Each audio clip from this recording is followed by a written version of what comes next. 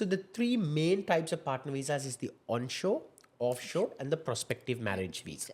What you need to understand about a partner visa is that it's a sponsored visa, and Australia gives equal recognition to marriages and de facto relationships. So there are two types of de facto relationships, right? The first is called de facto by conduct, and the second is de facto by registration. Let's talk a bit about making your partner visa application and deciding if you should and when you should make your partner visa application. Partner visas take a notoriously long time. So as you said, anywhere between 12 to 24 months is a very common timeline. So what we usually do for these clients is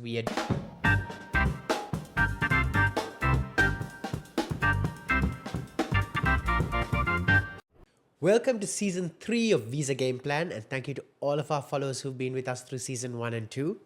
In season 3, we hope to discuss partner visas and the ART. We'll go through detailed eligibility requirements on partner visas and also discuss about the Administrative Review Tribunal and how to actually challenge a visa refusal if you're unfortunate enough to get one. I'm joined today in the studio with my colleague Tamasha Walgamer, immigration lawyer at MJ Legal. How are you? I'm doing well, Keith. How about you? I'm doing fantastic and very excited to get into this season. Yes, so with the outline that you provided, let's start with the types of different partner visas that the Australian immigration system allows. Yes, there are 3 partner visas in the Australian migration system and 1 for New Zealand citizens. So these partner visas we're talking about for Australian citizens and permanent residents to bring their spouses to Australia. This is not for applicants who are on temporary visas trying to bring their spouses, right? So the 3 main types of partner visas is the onshore, offshore, and the prospective marriage visa. If you're a New Zealand citizen who want to bring your spouse over, there is a temporary visa called the 461, which is the other type available as well. Let's start with what are the most basic requirements of any type of partner visa, Tamasha? What you need to understand about a partner visa is that it's a sponsored visa. You need to essentially have a partner who is an Australian citizen or a permanent resident who is willing to sponsor you. And you make your application with that sponsorship. And the other aspect of making a partner visa application is proving the genuineness of the relationship. You have to be in a genuine and an ongoing relationship with your partner. Do you have to be married to your partner, or can there be other types of relationships as well? Right, so that's the difference, right? You can be married or in a de facto relationship. And Australia gives equal recognition to marriages and de facto relationships. Can we register de facto relationships, Tamasha? And if yes, can we register them in all Australian states? So registering a de facto relationship is, yes, something that you can definitely do.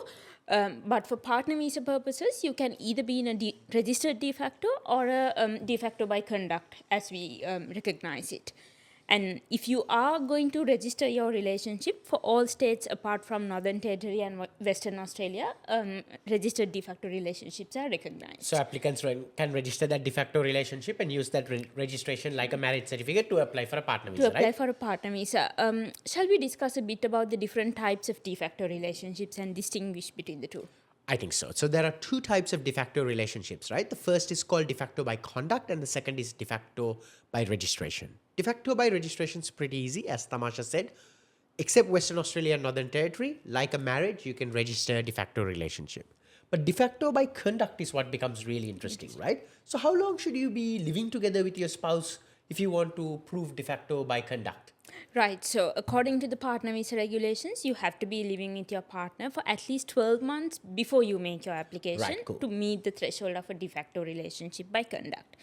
And there are different ways that you can prove your relationship to the department if it's a de facto by conduct. You can provide a lease to show that you guys have both been on the lease, hence been living together.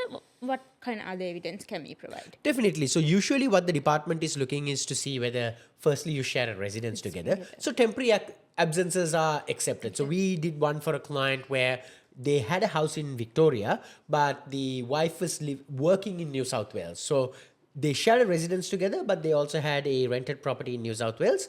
But once or twice a month, either one party would travel to the other person's house. So we still said that meant the cohabitation requirement was met. The second thing that the department is really looking at is to see whether you have joint finances. So a joint bank account, shared legal liabilities like a car lease or a mortgage, and also joint assets that they may own, like a company that they ran together. So all of that is something that you really can put together to prove that you've had that you meet the de facto by conduct requirement. Right. So what this suggests is that the department is actually looking at your intention of being in a genuine and an ongoing relationship rather than the physical presence, right? Yeah, definitely. I think relationships, particularly in the modern day and age, can look much different to what it used to look like. But as long as it's an exclusive relationship between a couple, regardless of your sexual orientation, the Australian government does not discriminate. So we've done applications for heterosexual couples, applications for couples from the same sex background. So that's absolutely not a problem. The Australian government will accept love in all of its forms. It just needs to be an exclusive relationship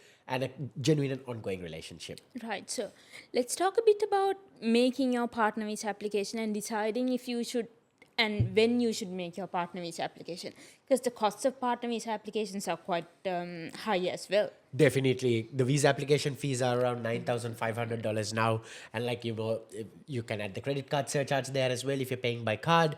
And really what happens is the department will come to clients. So the clients really have to pay that upfront, right?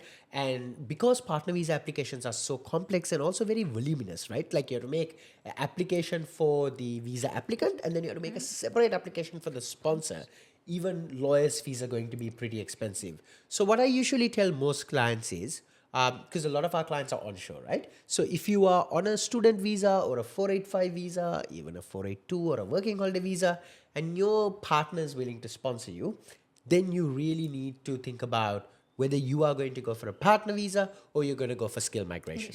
Because if you're going to do both, then you're going to spend a lot of money.